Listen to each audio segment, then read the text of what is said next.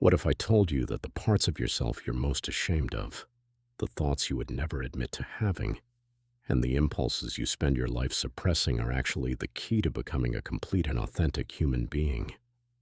What if the very aspects of your personality that you've been running from your entire life contain the most powerful potential for growth, creativity, and genuine strength? This isn't New Age positive thinking or pop psychology. It's one of the most profound insights from Carl Jung, one of the most influential psychologists in history. Jung discovered that every human being carries within them what he called the shadow, a hidden repository of all the parts of ourselves that we've rejected, denied, or been told are unacceptable. But here's Jung's revolutionary insight. The shadow isn't something to be eliminated or overcome. It's something to be integrated and embraced. According to Jung, you can never become a whole person by rejecting parts of yourself. True growth, authentic strength, and psychological health come not from being perfect, but from acknowledging and integrating all aspects of your personality, including the dark ones. Today, we're going to explore Jung's most challenging and transformative concept. You'll discover what the shadow really is, why everyone has one, what happens when we repress it, and most importantly, how embracing your dark side can lead to unprecedented personal power and authenticity. By the end of this video, you'll understand why Jung believed that the path to wholeness runs through our darkest truths, not away from them. To understand the shadow, we need to first understand how Jung viewed the human psyche. Unlike many psychologists who focused on pathology or problems, Jung was interested in the process of individuation, becoming a complete, authentic individual who has integrated all aspects of their personality. According to Jung, we don't start life as integrated beings. We begin as undifferentiated potential, and through the process of socialization, we learn which parts of ourselves are acceptable and which must be hidden or denied. From early childhood, we receive messages from parents, teachers, and society about what kinds of thoughts, feelings, and behaviors are good or bad, appropriate or shameful. This process is necessary for functioning in society, but it comes with a profound cost. In order to be accepted and loved, we develop what Jung called the persona, a mask we wear to present ourselves as socially acceptable. The persona isn't fake exactly, but it's incomplete. It represents only the parts of ourselves that we've learned are safe to show to the world. But what happens to all the parts of ourselves that don't fit the persona? They don't disappear. They get pushed into the unconscious, where they form what Jung called the shadow. The shadow contains everything about us that we've learned to reject. Our anger, our selfishness, our sexual desires, our aggressive impulses, our petty jealousies, our cruel thoughts, and our shameful fantasies. The shadow also contains positive qualities that we've rejected due to cultural conditioning. If you were raised to believe that ambition is selfish, your drive for success might live in your shadow. If you were taught that anger is always bad, your healthy assertiveness might be buried there. If you were told that certain forms of creativity or expression were inappropriate, those aspects of your personality might be shadow material. The crucial point is that the shadow isn't evil, it's simply unconscious. It's the repository of all the human potential that we've learned to deny or repress. Jung observed that people spend enormous energy maintaining the separation between their conscious persona and their unconscious shadow. We work constantly to suppress thoughts and impulses that don't fit our self-image. We avoid situations that might reveal our less flattering qualities. We judge harshly in others the very traits we refuse to acknowledge in ourselves. But this psychological splitting creates profound problems. When we deny parts of ourselves, we don't eliminate them. We make them unconscious and therefore more powerful. The shadow doesn't go away just because we ignore it. Instead, it finds ways to express itself that are often more destructive than if we had acknowledged it consciously. One of the most common ways the shadow manifests is through projection. We unconsciously attribute our own rejected qualities to other people, then react to them with unusual intensity. If you've ever had a strong negative reaction to someone that seemed disproportionate to their actual behavior, you may have been encountering your own projected shadow material. For example, someone who has suppressed their own selfishness might be hypercritical of any perceived selfishness in others. Someone who has denied their own sexuality might be obsessed with judging others' sexual behavior. Someone who has rejected their own ambition might resent successful people with unusual intensity. The shadow also emerges through what Jung called possession, moments when unconscious impulses take control of our behavior. We've all had experiences where we acted in ways that seemed completely unlike ourselves, where we said or did things that horrified us afterward. These moments often represent shadow material breaking through our conscious defenses. Jung noticed that the shadow becomes particularly active during times of stress, illness, or major life transitions. When our usual psychological defenses are weakened, the suppressed aspects of our personality become more likely to emerge in uncontrolled ways. Perhaps most importantly, Jung observed that people who rigorously deny their shadow often become rigid, judgmental, and inauthentic. They may appear morally superior on the surface, but they lack the depth, creativity, and genuine warmth that comes from being comfortable with the full spectrum of human nature. This is why Jung argued that psychological health requires shadow integration rather than shadow suppression. We can't become whole by rejecting parts of ourselves.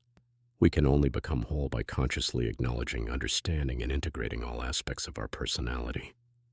So how do you begin the process of shadow integration? Jung developed several approaches, but they all start with the courage to look honestly at yourself and acknowledge the parts of your personality that you've been avoiding. The first step is recognizing your projections. Pay attention to people who trigger unusually strong negative reactions in you. What specific qualities in them bother you most? These reactions often point toward your own shadow material. Ask yourself, what is it about this person that I absolutely cannot stand?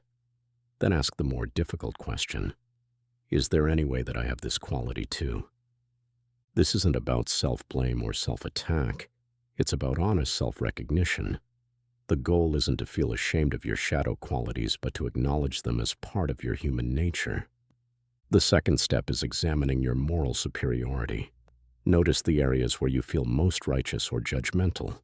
What kinds of behavior do you condemn most harshly in others? What types of people do you feel clearly superior to? These areas of moral certainty often mask our own shadow projections. Jung observed that our most passionate moral judgments usually involve qualities we possess but refuse to acknowledge. The intensity of our judgment is proportional to how threatening we find these qualities in ourselves. The third step is exploring your dreams and fantasies. Jung believed that dreams provide direct access to unconscious material, including shadow content. Pay attention to dream characters who behave in ways you find shocking or unacceptable. These figures often represent aspects of your own personality that you haven't integrated. Similarly, notice what kinds of stories, movies, or fantasies capture your imagination. Sometimes we're drawn to narratives that allow us to vicariously experience shadow qualities we don't permit ourselves in real life. The fourth step is practicing what Jung called active imagination, deliberately engaging with shadow material through creative expression, journaling, or meditation. This might involve writing from the perspective of the parts of yourself you usually deny, creating art that expresses forbidden emotions, or having imaginary conversations with the aspects of your personality you've rejected. The fifth step is gradually allowing shadow qualities to be expressed in conscious, controlled ways. This doesn't mean acting on every impulse or abandoning all moral constraints. It means finding healthy outlets for the energies you've been suppressing. If you've suppressed your anger, you might need to learn how to assert yourself appropriately. If you've denied your sexuality, you might need to explore healthy forms of sexual expression. If you've rejected your ambition, you might need to pursue goals that genuinely matter to you. Jung distinguished between being possessed by shadow material and consciously integrating it. Possession occurs when unconscious impulses take control of your behavior. Integration occurs when you acknowledge these impulses consciously and choose how to express them in ways that serve your authentic development. The benefits of shadow integration are profound and far-reaching. When you stop spending energy suppressing parts of yourself, you free up enormous psychological resources for creativity, growth, and authentic relationship. First, shadow integration leads to increased self-acceptance and reduced internal conflict. When you acknowledge and accept all aspects of your personality, You stop fighting internal wars that drain your energy and create psychological tension. You become more comfortable with yourself as a complex, multifaceted human being, rather than trying to maintain an impossible image of moral perfection. Second, integration reduces projection and improves relationships. When you own your shadow qualities, you stop seeing them everywhere in other people. This allows you to see others more clearly and relate to them based on who they actually are rather than on your unconscious projections. Your relationships become more authentic and less reactive. Third, shadow integration increases your personal power and effectiveness. When you accept all aspects of yourself, you have access to a fuller range of human capabilities. Your suppressed anger becomes healthy assertiveness. Your denied selfishness becomes appropriate self-care. Your rejected sexuality becomes creative life force. Fourth, integration enhances creativity and problem-solving abilities. The shadow often contains not just negative qualities but also positive potentials that we've learned to suppress. Accessing this unconscious material can unlock new sources of creativity, insight, and innovative thinking. Fifth, shadow work leads to greater authenticity and charisma. People who have integrated their shadow tend to be more genuine, interesting, and magnetic than those who present only their socially acceptable persona. There's something compelling about people who are comfortable with their own complexity and contradictions. Jung's concept of the shadow has profoundly influenced modern psychology, therapy, and personal development. Many contemporary therapeutic approaches incorporate shadow work as essential for psychological healing and growth. In relationships, understanding the shadow helps explain the dynamics of attraction, conflict, and projection that shape how we connect with others. Often we're attracted to people who embody shadow qualities we've suppressed in ourselves, then become frustrated when they express exactly the traits that initially drew us to them.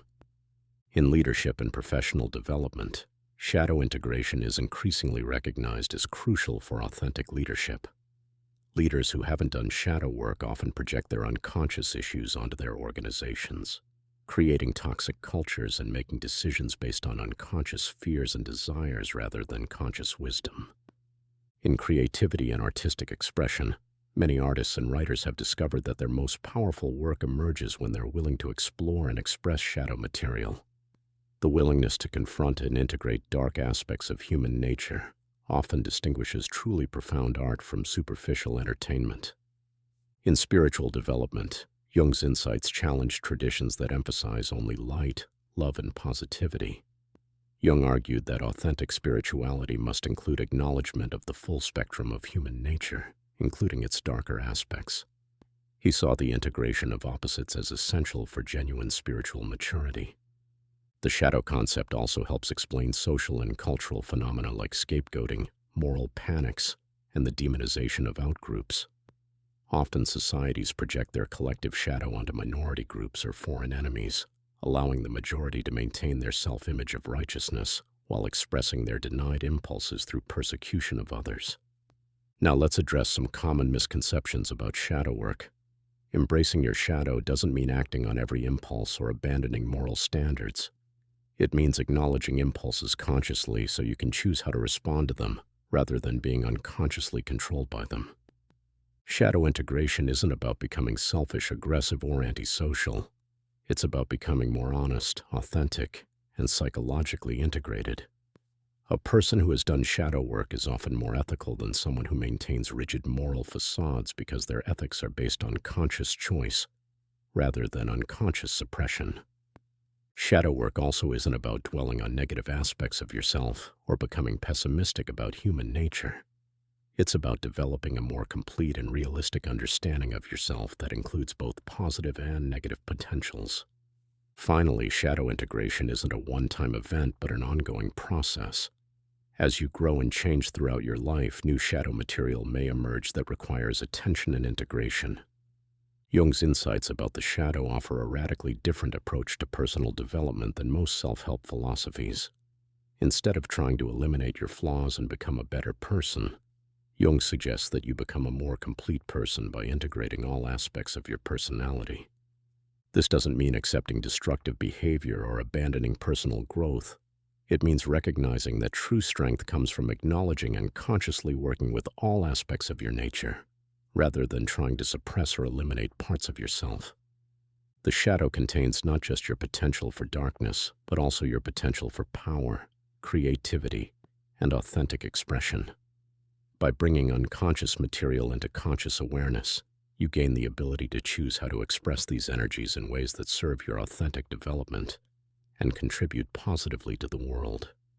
Jung believed that individuals who complete this integration process become what he called individuated, people who have realized their full potential by integrating all aspects of their personality. These individuals tend to be more creative, authentic, resilient, and capable of genuine love and connection. The path to wholeness that Jung described isn't easy or comfortable. It requires the courage to face aspects of yourself that you may find disturbing or shameful. But according to Jung, this is the only path to authentic selfhood and genuine psychological freedom. Your shadow isn't your enemy. It's the repository of your unlived potential. By having the courage to face it, understand it, and integrate it consciously, you don't become a worse person. You become a more complete, authentic, and powerful person. The choice is yours. You can spend your life running from your shadow, projecting it onto others, and remaining psychologically fragmented. Or you can choose the more difficult but ultimately more rewarding path of integration, authenticity, and wholeness. What aspects of yourself have you been avoiding or denying? What qualities do you judge most harshly in others that might represent your own shadow projections? Share your thoughts about shadow work in the comments. And if this exploration of Jung's psychology gave you new insights into personal growth and authenticity, subscribe for more content about the deeper aspects of human psychology and transformation.